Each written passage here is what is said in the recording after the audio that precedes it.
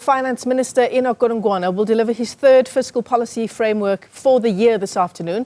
His first one didn't take off as GNU members couldn't agree on its contents. And of course, we know the second one ended similarly around issues concerning a VAT increase. Let's unpack the story further with Busi Mavuso. She's the CEO of Business Leadership South Africa. Busi, it's great to have you on. Thanks very much indeed for coming on. And it's a perfect storm Wednesday, isn't it? There is, in about 45 or so minutes' time, the Finance Minister taking to the podium for the third time in Parliament, well, at the ICC, but in Parliament. But we're also, of course, building up to this meeting between Cyril Ramaphosa and Donald Trump. Yes, so I think that is actually going to be a very interesting engagement. Look, I think from where we sit as the business community, we really sincerely hope that the engagement between the two presidents leads to a positive outcome for all that are involved, with a particular focus on the benefits for South Africa. And we really hope that it effectively resets the trade relationship between our two countries. I absolutely agree with your last interviewee, Nobuntu Hlazo Webster, that the US is still a country that matters. The US, I think, still has huge global economic impact and huge impact for South Africa.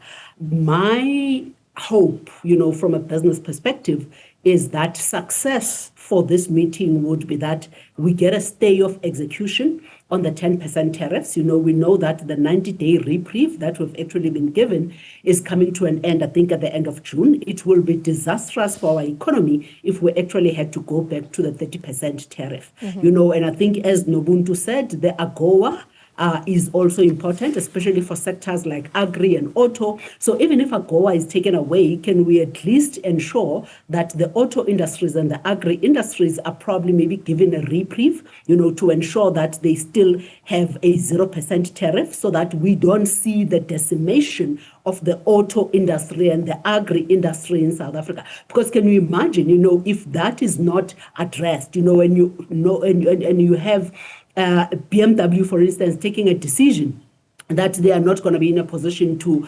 produce X3s out of South Africa, because these tariffs are just unsustainable. Or Mercedes-Benz taking a decision that they won't be able to produce C-classes out of South Africa, because the 30% tariff is actually going to be unsustainable. Can you imagine the economic disaster that is going to be? Can you imagine how many people are going to have to join the unemployment queues? So I'm really hoping that can actually be a outcome out of this meeting. The de-escalation of the current tensions between US and SA are going to be key, to ensure that post this meeting, we see a de-escalation of how the SA and the US, continue to engage, and collaborate and work with each other, going forward. And I'm really hoping that probably maybe we can put facts on the table and evidence towards some of the empowerment policies that we actually have in this country, and really try and drive the point that these empowerment policies are for redress and not for exclusion. The fact that half of our population is not still participating in the economic mainstream, and you therefore still need some of these empowerment policies to ensure that you can have an effective redress, and you can hopefully, not have South Africa as the most unequal society in the world anymore. Because how else do you do that, without putting some of these empowerment policies in place? So, Michelle, I'm really hoping that those are some of the issues that could be key, in engaging in engagements between the two presidents, and hopefully we can find a successful middle ground and outcome out of those key issues. Busi, for me, everything that you've just mentioned now about the context of South Africa, the fact that we're the most unequal country in the world, that our policies are as a form of redress because the majority of the people of South Africa still live in poverty. This is a country that looks at DEI, diversity, equity, and inclusion as dirty words. We saw the Secretary of State, the U.S. Secretary of State, Marco Rubio, having some very interesting things to say about what he expects from this meeting. Do you think we're going to get to the nuts and bolts? Did Cyril Ramaphosa have to travel all the way to the U.S. to explain equality to the U.S. president? Or is this actually about other things? Marco Rubio talks about South Africa being consistently unaligned with the US.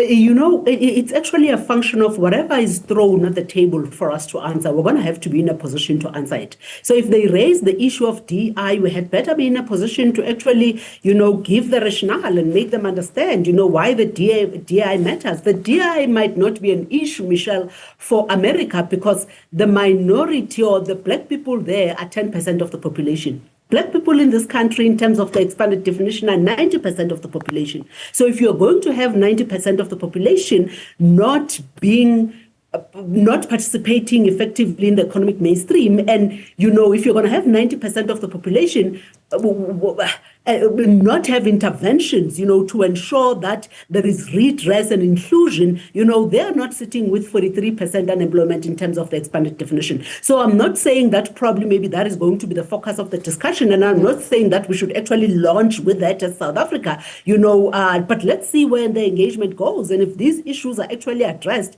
then there is a context that we can actually put across, in as far as this is concerned. But I think you're right, the bottom line is going to be what is South Africa putting on the table? Right. What is the trade deal, that South and what Africa is the actually answer to that? coming with? What is the answer to that, Busi? What are we putting on the table? I don't know. I don't know what trade deal, South Africa has and government has actually put together. But I guess if we're moving towards a bilateral, engagement between the US and the SA, I'm sure government has got something up their sleeve in terms of how South Africa and the US can continue working together in as far as the two countries are concerned. We can highlight how the US is benefiting from South Africa and how South Africa is benefiting from the US. We can highlight why the relationship continues to make sense. We can highlight why it's important to continue to have constructive dialogue between the two governments. We can highlight why, the continued trade relations matter and so forth and so forth. And what are the benefits? Because there's the numbers that actually can back up all of this, Michelle. How has the U.S. benefited from the trade relations with South Africa over the past few years? There are numbers that we can actually put on the table.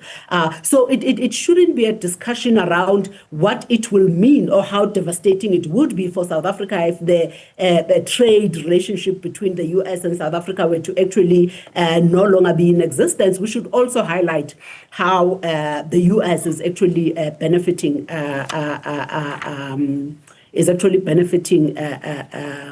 from South Africa. Yeah, certainly. I mean, you've written extensively about this issue, particularly just the economic relationship that South Africa does have with the US. And you talked about what our guest in Cape Town from Build One South Africa had to say about AGOA. We can see now that AGOA is potentially under threat, but you've talked us through macroeconomic models that suggest not a major impact on GDP, for example. It might not be a major impact on GDP overall, but it is going to be a major impact on certain industries. As I highlight the auto industry, as I highlight the agri industry, when you look at the fact that, for instance, in 2023, the exports to the US contributed to approximately 2.2% of South Africa's GDP.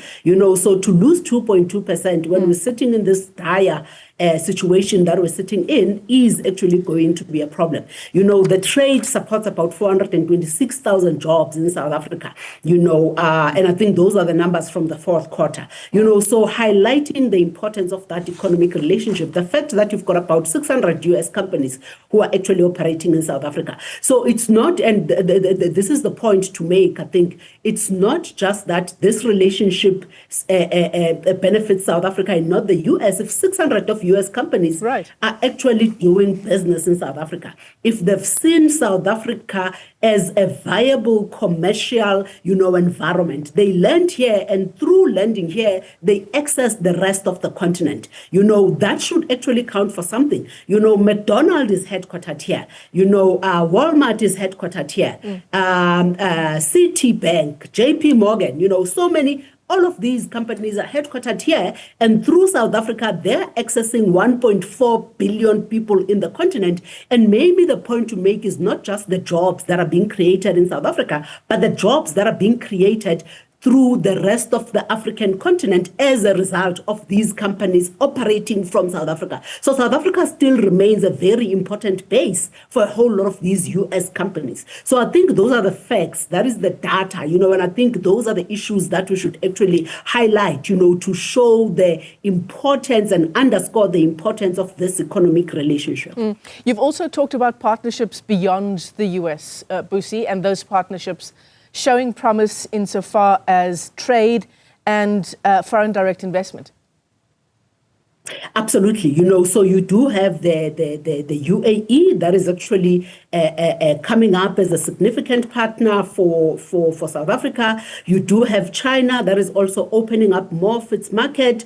South Africa's agricultural and industrial goods have been welcomed, and talks are underway with fruit and citrus exporters. And as far as China is concerned, the European Union continues to grow. And I think, there is a whole lot of engagements, and critical work that is being done by DTIC to ensure that we explore alternative markets. But I think the point to make, as much as we're actually going to be exploring those alternative markets, those relationships, economic relationships, are actually not going to come into effect, tomorrow. In the meantime, as I'm saying, that the US is still, an economy that matters. The US is still an economy that will have a dire economic impact if we fail to salvage that relationship. So while we still try to salvage that relationship, let's see how we actually explore, and expand, the export market for South African companies. And as you and I are talking, Busi Mavuso, I see the finance minister arriving there at the CTICC. It's just about half an hour to go until Enoch Godongwana takes to the podium for Budget 3.0. Busi, while I have you on the line, I also just want to give you a sense. We've just gotten this communication from the minister and the spokesperson for the president, Vincent Magwenya. He's given us a list now of the people who will be part of this meeting between President Cyril Ramaphosa and US President Donald Trump. The Trade and Industry Minister, Parks Tau, will be there. We know this. The Agriculture Minister, John Steenhuisen. We know that Ernie Els, it's being reported, the South African professional golfer, was actually critical in securing this meeting with Donald Trump. He will also be there. Johan Rupert as well, alongside another South African professional golfer. I mean, it's interesting to say the least, isn't it? Yeah, absolutely interesting. But I think that is just so fascinating, because I think it just shows you the strength of the business-government partnership and how that has actually grown over the past few months. Now, business has been very deliberate about stepping in, and saying we need to find a way of de-escalating the tensions between the US and South Africa, because they realize the economic importance of this trade relationship. If this meeting was secured through Rupert and any else, that speaks volumes.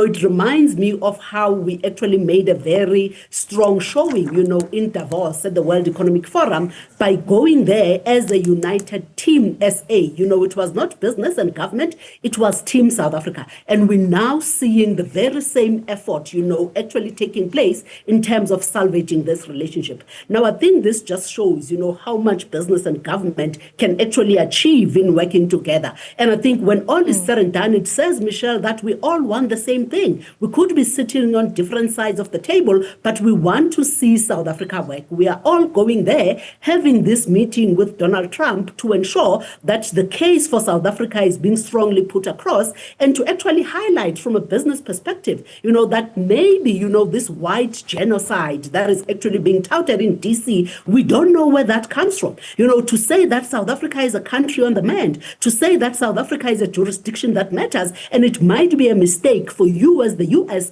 to actually overlook South Africa, because we're still very strategic, in terms of ensuring that you access the African continent. And the African continent does matter, because it is the continent of the future, and this is where the markets of the future are actually going to come from. Well, I, for one, wish that you, Busi Mavuso, would have been in the Oval Office for that meeting taking place at around 6:30, 6:45 this evening. Those are all incredibly important arguments. I just wonder how much of the geopolitical differences between South Africa and the US will play into how this conversation unfolds this evening, our time. Yeah. I'm really hoping that we can actually find a way of really separating the two.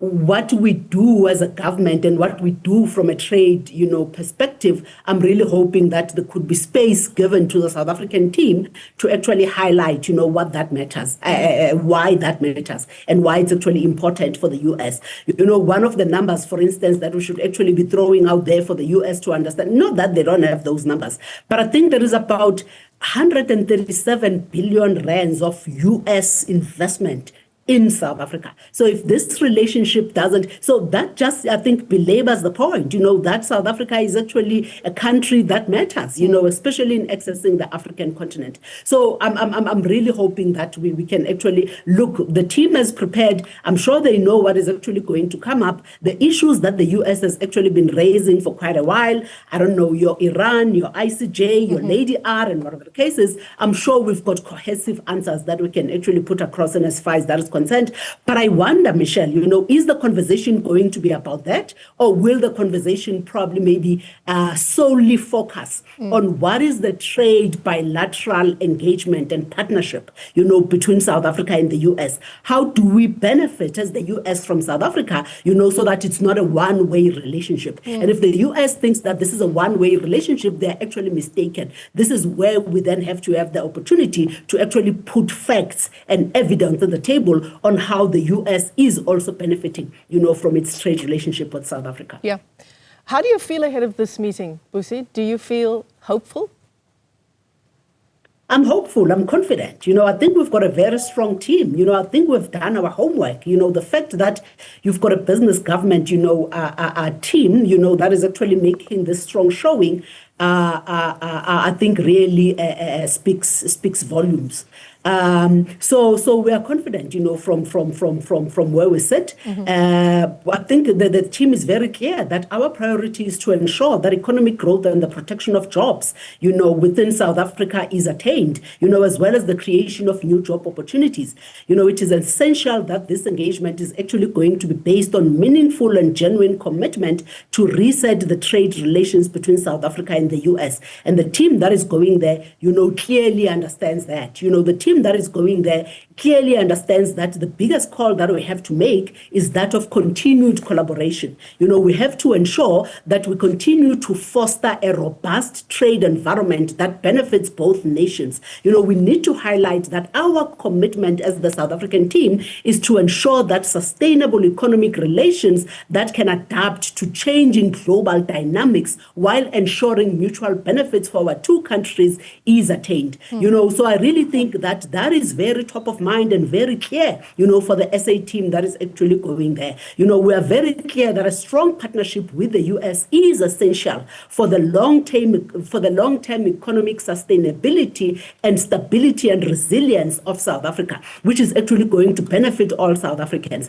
Beyond that, South Africa is really obviously going to have to try and find a way of how we actually position ourselves as a reliable, reform-orientated, investor-friendly nation, that can actually attract and retain both local and foreign investments. We should be highlighting the brilliant work that we've done on the structural reform agenda. We should actually, go in there and strongly put across our commitment to constructive dialogue with government. We should go in there to encourage collaboration between the business sector, and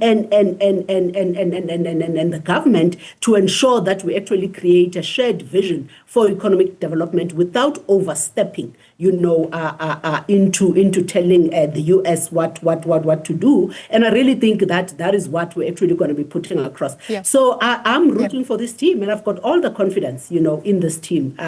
It's going to be a good meeting.